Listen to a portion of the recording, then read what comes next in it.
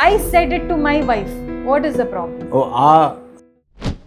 ನಾವು ಬೆಡ್ಡಲ್ಲಿ ಮಾತಾಡಿದ್ದು ಇವಳು ಯಾಕೆ ನಿಮ್ಮ ಹತ್ರ ಬಂದು ಹೇಳಬೇಕು. ಸ್ವಲ್ಪ ದಿನ ಆದಮೇಲೆ ಶಿ ಸೇಸ್ ದ್ಯಾಟ್ ನನಗೆ ಥ್ರೀಸಮ್ ಮಾಡಬೇಕು. He was shock. ಯಾಕೆ ಮೂರನವ್ರು ಬರಬೇಕು ನಮ್ಮ ಆಕ್ಟಿವಿಟಿ ಮಧ್ಯದಲ್ಲಿ. But there comes the real twist. It's all about mindsets ಅಥವಾ ಅವ್ರ ಅಂಡರ್ಸ್ಟ್ಯಾಂಡಿಂಗನ್ನು ಅರ್ಥ ಮಾಡ್ಕೊಳ್ದೆ ಮದುವೆ ಅಥವಾ ಶಿಪ್ಪಲ್ಲಿ ಯಾವತ್ತೂ ಹೋಗಬಾರ್ದು. ಥ್ರೀಸಮ್, ಫೋರ್ಸಮ್, ಅದು ಇದು ಎಲ್ಲ all sorts of sexual activity ಅವರಿಗೆ ಎಕ್ಸ್ಪ್ಲೋರ್ ಮಾಡಬೇಕು. So that's there.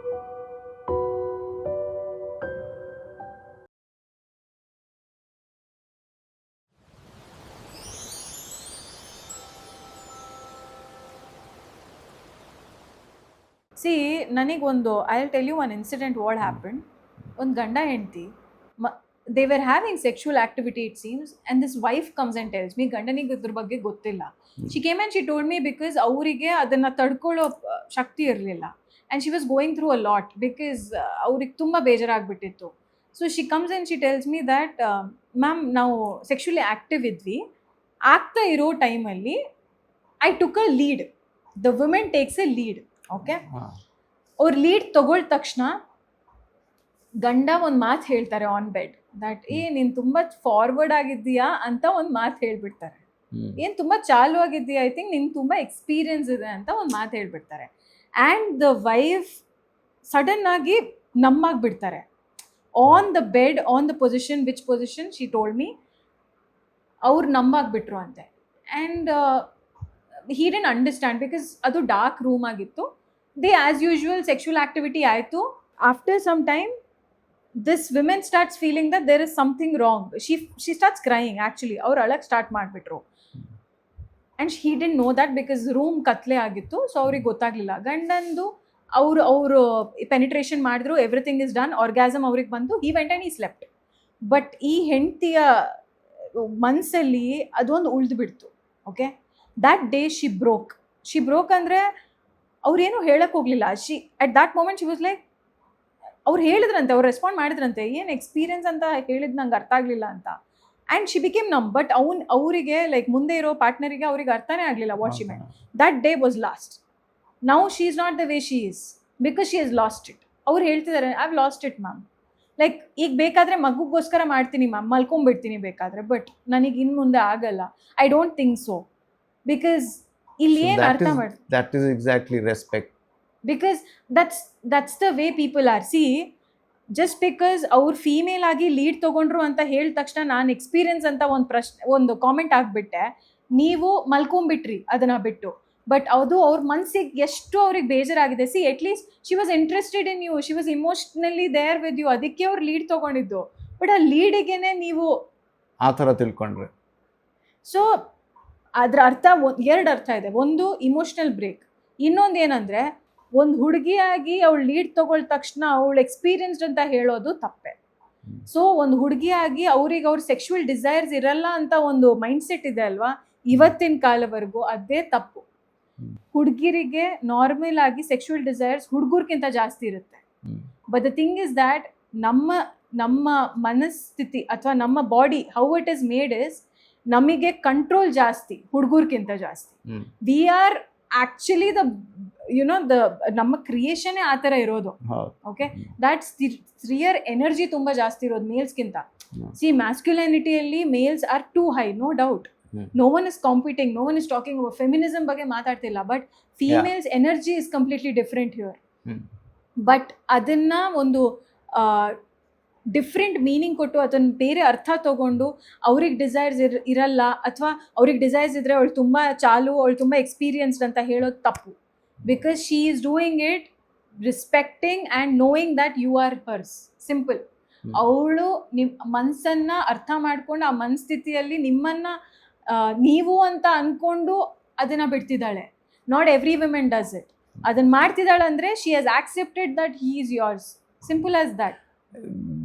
ಈ ತರ ಇದರಿಂದಾಗಿ ರಿಲೇಶನ್ಶಿಪ್ ಬ್ರೇಕ್ ಆಗುವಂಥದ್ದು. Yes, obviously. ಸಿ ಅವ್ರ ಮನ್ಸಿಗೆ ಏನಾಯ್ತು, she is not interested. She is telling that ನಾನು ಮಗುಗೋಸ್ಕರ ಬೇಕಾದ್ರೆ ಮಾಡ್ಕೊಳ್ತೀನಿ.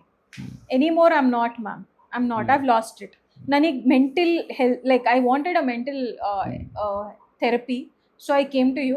I just gave uh 2 tips or advices. I was like, see, ನೀವು ಆದಷ್ಟು ಅದನ್ನು ಮರಿಬೇಕಾಗುತ್ತೆ. ಬಿಕಾಸ್ ರಿಲೇಶನ್ಶಿಪ್ ಮದುವೆ ಅಂತ ಹೇಳಿದ ತಕ್ಷಣ ನೀವು ಎಂಡ್ ತನಕ ಹೋಗ್ತೀರಾ ಅಂತ ಹೇಳ್ತಿದ್ದೀರಾ, because she doesn't have any other option. ನಾನೀಗ ಅವ್ರನ್ನ ಬಿಡ್ಬೇಕಂದ್ರೂ ಇಟ್ಸ್ ನಾಟ್ ಪಾಸಿಬಲ್ ಅಂತ ಹೇಳಿದ್ರು. ಪೇರೆಂಟ್ಸ್, ಸೊಸೈಟಿ ಎಲ್ಲ ಇನ್ವಾಲ್ವ್ ಆಗುತ್ತೆ. ತುಂಬಾ And ನಾನು ಕಾಂಬಿನೇಷನ್ಸ್ ಕಾಂಪ್ಲಿಕೇಶನ್ಸ್ ಆಗುತ್ತೆ. ಏನ್ ರೀಸನ್ ಅಂತ ಹೇಳ್ಬೇಕು ಮ್ಯಾಮ್?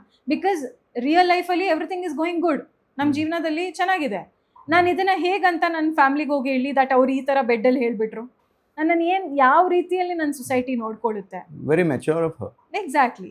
ಸೊ ಈ ಸಿಚುವೇಶನ್ ಅನ್ನ she is tackling in certain way that okay ನಾನು ಆಕ್ಸೆಪ್ಟ್ ಮಾಡ್ಬಿಟ್ಟಿದ್ದೀನಿ ma'am, that's the way it is. ಊಟದಲ್ಲಿ ಉಪ್ಪು ಕಮ್ಮಿ ಆಗಿದೆ ಅಂತ ಡೈವರ್ಸ್ ತಗೊಳ್ಳೋರನ್ನು ಕಂಪೇರ್ ಮಾಡೋದಕ್ಕೆ ನಾನು ಅದಕ್ಕೆ ಮೆಚೂರ್ ಅಂತ ಹೇಳಿ. ಹೌದು ಹೌದು.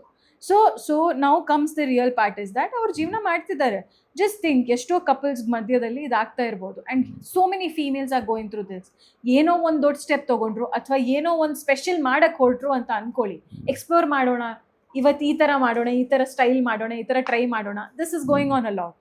ಅದನ್ನ ಹೇಳಿದ ತಕ್ಷಣನೇ ಇವಳು ತುಂಬ ಫಾರ್ವರ್ಡ್ ಚಾಲು, ಅವಳಿಗೆಲ್ಲ ಗೊತ್ತಿದೆ, ಅವಳಿಗೆ ತುಂಬ ಜನ ಇದ್ರು ಅಂತೆ, ಈ ಥರ ಮಾತುಗಳು.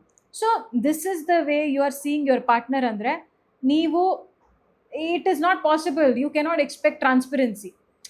ನನಗೆಲ್ಲ ಚೆನ್ನಾಗಿರ್ಬೇಕು, ಎಲ್ಲ ಕರೆಕ್ಟ್ ಆಗಿರ್ಬೇಕು, ಎಲ್ಲ ಇಂಥ ಜನರೇ then get into affairs. I will be very frank, because ಅವರು ನಿಮ್ಮಲ್ಲಿ ಹುಡುಕ್ತಾ ಇರ್ತಾರೆ ಇಂಥ ಒಂದು ನನಗೊಂದು ಸೊಲ್ಯೂಷನ್ ಸಿಗುತ್ತೆ, ನನಗೊಂದು ಆ ಥರ ಒಂದು ಇಂಟಿಮೆಸಿ ಸಿಗುತ್ತೆ, ನನಗೊಂದು ಲವ್ ಸಿಗುತ್ತೆ, ಆ ಎಕ್ಸ್ಪ್ರೆಷನ್ ಸಿಗುತ್ತೆ. ಬಟ್ ಅದು ಸಿಗ್ಲಿಲ್ಲ ಅಂದರೆ then they land up into certain kind of, and then at the end ನೀವು ಅಂಥವ್ರನ್ನ ಹೋಗಿ ಹೇಳ್ತೀರಾ ದಟ್ ಇವ್ರು ಸರಿ ಇಲ್ಲ ಅಂತ.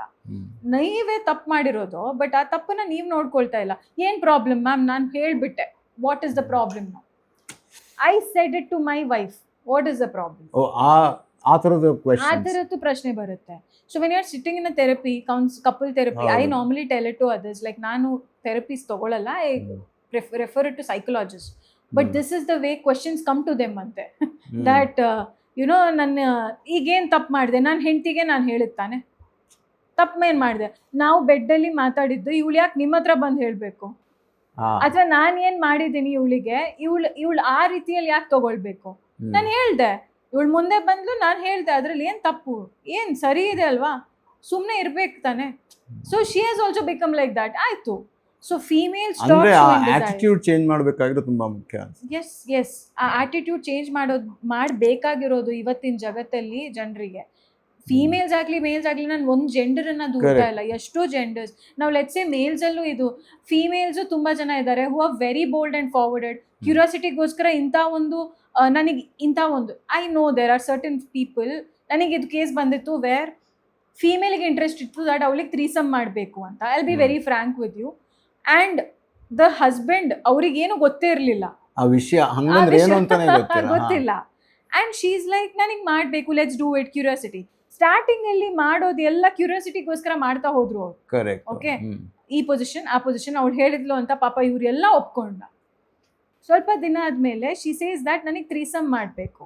ಹಿ ವಾಸ್ ಶಾಕ್ಡ್. ಯಾಕೆ ಮೂರನವ್ರು ಬರಬೇಕು ನಮ್ಮ ಆಕ್ಟಿವಿಟಿ ಮಧ್ಯದಲ್ಲಿ, and what will you get fun for it? ನಾನು ನಿನ್ನನ್ನು ಹೇಗೆ ಶೇರ್ ಮಾಡಲಿ, ನೀನು ಹೇಗೆ ಅದನ್ನು ಯೋಚನೆ ಮಾಡಿದೆ? ಈ ಥರ ಪ್ರಶ್ನೆಗಳು. ಅವ್ರು ಹೇಳೋದು ತಪ್ಪಲ್ಲ, but there comes the real twist. ಅವಳ ಜೀವನದಲ್ಲಿ she wanted certain things to happen. ಅವ್ರ ಮದುವೆದ ಮುಂಚೆ ಅಂತ ಮಾಡಬೇಕಿತ್ತು ಅಂತ ಅವಳು ಮಾಡಲಿಲ್ಲ, ಅವಳಿಗೆ ಆಗಲಿಲ್ಲ, ಲೆಟ್ಸ್ ಸೇ ಎಕ್ಸ್ಪ್ಲೋರ್ ಮಾಡೋಕ್ಕಾಗಲಿಲ್ಲ ಅಂತ ಹೇಳ್ತಾಳೆ. ಬಟ್ ಈಗ ಮದುವೆ ಆದಮೇಲೆ ಮಾಡಬೇಕು ಅಂತ ಹೇಳ್ತಿದ್ದಾಳೆ. How is that possible? So ಅಲ್ಲಿ ಇನ್ನೊಂದು, this is one more situation where the female is what happen ಅಂದ್ರೆ ಆಮೇಲೆ ಇಲ್ಲ, see that becomes a problem which husband will accept. ಈಗ ಫಾರ್ ಎಕ್ಸಾಂಪಲ್ ಇದ್ದಾರೆ, ನನಗೆ ಇನ್ನೊಂದು ಕಪಲ್ ಇದ್ದಾರೆ where both husband and wife have been mutual about it, that ಅವ್ರ ಮದುವೆ ಆಗಿದ್ದೆ ಈ ಮ್ಯೂಚುವಲ್ ಕನೆಕ್ಷನ್ ಇಂದ ಅಂತೆ, that they want to explore everything. Threesome, ಫೋರ್ಸಮ್, ಅದು ಇದು ಎಲ್ಲ all sorts of sexual activity ಅವ್ರಿಗೆ ಎಕ್ಸ್ಪ್ಲೋರ್ ಮಾಡಬೇಕು. So that's there mutual understanding. ಅವ್ರು ಮಾಡಿಬಿಟ್ಟಿದ್ದಾರೆ and they're happily enjoying it. ಅವರು ಟೆಸ್ಟಿಂಗ್ ಬರ್ತಾರೆ. ಎಕ್ಸಾಕ್ಟ್ಲಿ. ನಾವು ದಟ್ ಇಸ್ ಕನ್ಸೆನ್ಶುವಲ್. ಸೊ ಅವರು ಇಬ್ರು ಒಪ್ಪಿಗೆ ಇದೆ, ಅದಕ್ಕೆ ಅವ್ರು ಮದುವೆ ಆಗಿದ್ದಾರೆ ಅಂಡ್ ಅವ್ರು ಹ್ಯಾಪಿ ಆಗಿದ್ದಾರೆ. ಅವರಿಬ್ರು ಮೈಂಡ್ ಸೆಟ್ ಆ ಥರ ಇದೆ. ಜಸ್ಟ್ ಬಿಕಾಸ್ ನನ್ನ ಮೈಂಡ್ ಸೆಟ್ ಈ ಥರ ಇದೆ ಅಂದರೆ ನನ್ನ ಮುಂದೆ ಇರೋರು ಅಥವಾ ನನ್ನ ಪಾರ್ಟ್ನರ್ ಮೈಂಡ್ ಸೆಟ್ ಈ ಥರ ಇರಬೇಕು ಅಂತ ತಪ್ಪದು. So that's what I am trying to say.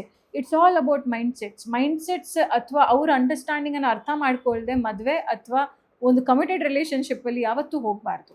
C there come sexual also. ಸ್ವಲ್ಪ ಜನ ಹೇಳ್ತಾರೆ that how can you say that, ನಮಗೆ ಹೇಗೆ ಅರ್ಥ ಆಗುತ್ತೆ ಮೇಡಮ್ ಮದುವೆ ಆಗೋ ಮುಂಚೆ ದಟ್ ಅವ್ರು ಸೆಕ್ಷುವಲಿ ಯಾವ ಯುನೋ ಮೈಂಡ್ ಸೆಟ್ ಅಲ್ಲಿ ಇದ್ದಾರೆ ಅಂತ. But there comes communication. ಮದ್ವೆ ಆಗೋದು ಸುಮ್ನೆ ಅಲ್ವಲ್ಲ, ಹೋಗಿ ಸುಮ್ನೆ ಮುಂಚಿನ ತರ ಹುಡುಗಿಯನ್ನ ನೋಡದೆ ಹೋಗಿ ನೀವು ಕಟ್ತಾ ಇಲ್ಲ, right? Even parents have to understand, please ಅದನ್ನ ಮಾಡಕ್ ಹೋಗ್ಬೇಡಿ. Never go to do that, because ನೀವು ನಿಮ್ಮ ಮಗ ಅಥವಾ ಮಗ್ಳ ಜೀವನನ ಲಿಟ್ರಲಿ ಸ್ಪಾಯ್ಲ್ ಮಾಡ್ತಿದ್ದೀರಾ. ಒಬ್ಬೊಬ್ರು ಪೊಸೆಸಿವ್ನೆಸ್ ತುಂಬಾ ಹೈ ಆಗಿರುತ್ತೆ. ಏನಿರುತ್ತೆ ಅಂದ್ರೆ, ಇಲ್ಲ ನನಗೆ ನನ್ನ ಹೆಂಡತಿ ನನ್ನ ಕಂಟ್ರೋಲಲ್ಲಿ ಇರಬೇಕು ಅಥವಾ ನನ್ನ ಗಂಡ ಕಂಟ್ರೋಲಲ್ಲಿ ಇರಬೇಕು, Facebook password, Instagram password, WhatsApp, clone ಎಲ್ಲ ನನಗೆಲ್ಲ ಬೇಕು. I want to see every single thing about her, what she is doing, ಏನು ಮಾಡ್ತಿದ್ದಾಳೆ.